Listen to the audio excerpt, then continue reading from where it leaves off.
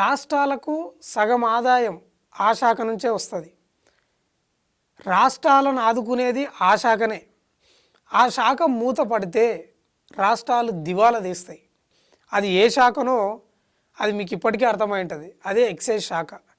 ఇప్పుడు ఇదే విషయంపై, ఇదే ఎక్సైజ్ శాఖ, ఇదే మందుపై మధ్యప్రదేశ్ బీజేపీ ప్రభుత్వం బ్యాన్ చేయబోతుంది.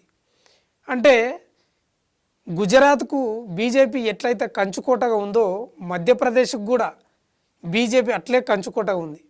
ఇప్పుడు అక్కడ ప్రధానంగా ఈ మద్యం వల్లనే మధ్యప్రదేశ్ వెనుకబాటుకు గురైందని గుర్తించిన ముఖ్యమంత్రి ఈ మద్యంపై పూర్తిగా నిషేధించే ప్రయత్నాలు మొదలుపెట్టాడు.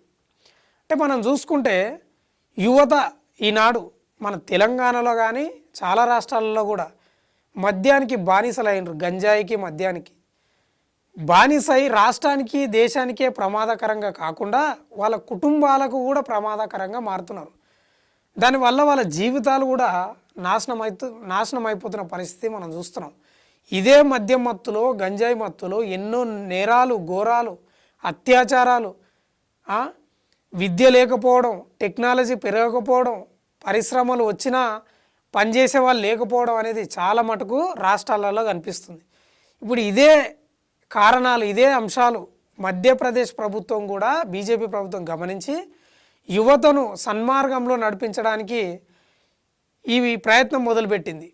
అంటే పూర్తిగా మద్యాన్ని నిషేధించే ప్రక్రియను మొదలుపెట్టింది. అంటే దాదాపు దీని ఒక పైలట్ ప్రాజెక్టుగా 17 ప్రాంతాలలో, అంటే పుణ్యక్షేత్రాలు ఉంటాయి ఆ ప్రాంతాలలో, పుణ్యక్షేత్రాలతో పాటు పుణ్యక్షేత్రాలు ఉన్న నగరాలలో కూడా మద్యాన్ని నిషేధించే కార్యక్రమాన్ని మొదలుపెట్టింది. అంటే మధ్యప్రదేశ్లో పరిశ్రమలు వస్తున్నాయి కానీ ఆ పరిశ్రమలలో నైపుణ్యం గల యువత లేదు. పనిచేయడానికి మధ్యప్రదేశ్ యువతకు ఆసక్తి చూపడం లేదని గుర్తించిన ప్రభుత్వం దానికి కారణం మద్యమని గుర్తించి దాన్ని నిషేధించే ప్రయత్నాలు పెట్టింది. అంటే పరిశ్రమలు వస్తున్నాయి, ఇక్కడ వేరే రాష్ట్రాల నుంచి యువతను తెచ్చుకోవాల్సిన పరిస్థితి ఏర్పడుతుంది. మన రాష్ట్రంలో మన యువత ఇంత ఉన్నా కూడా మనం వినియోగించుకోలేకపోతున్నాం.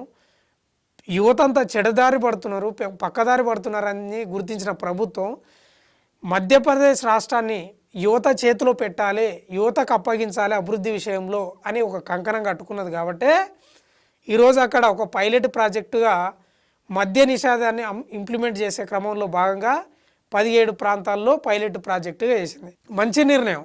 ఎందుకంటే ప్రధానంగా రాష్ట్రాలకు ఆదాయం వస్తుందేమో కానీ ఈ మద్యం వల్ల ఎన్నో రకాలుగా యువత చెడిపోతున్నారు అనేది మనం స్పష్టంగా తెలుసుకోవచ్చు.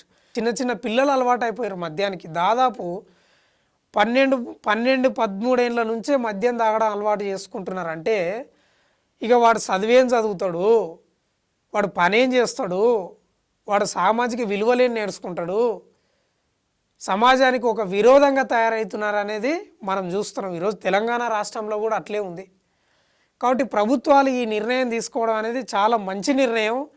కానీ ఆదాయం వచ్చేది పక్కన పెడితే ఇదే ఆదాయాన్ని యూత్ను మంచి దారిలో పంపిస్తే, పరిశ్రమలలో మంచి ఉద్యోగస్తులుగా చేర్పిస్తే అదే ఆదాయం కూడా వస్తుంది. ఇదే గమనించిన మధ్యప్రదేశ్ ప్రభుత్వం సంచలన నిర్ణయం తీసుకున్నది. ఈ నిర్ణయాన్ని అటు దేశవ్యాప్తంగా చాలా రాష్ట్రాలు స్వాగతిస్తున్నాయి. మన తెలంగాణ రాష్ట్రం కూడా ఆ రకంగా ఆలోచన చేస్తే యువత మంచి దారిలో పోవడానికి అవకాశం ఉంది. మీరేమంటారో తెలంగాణ యువత కానీ తెలంగాణ ప్రజలు కూడా మీరేమంటారో కామెంట్ రూపంలో తెలియజేయండి మీ అభిప్రాయాన్ని.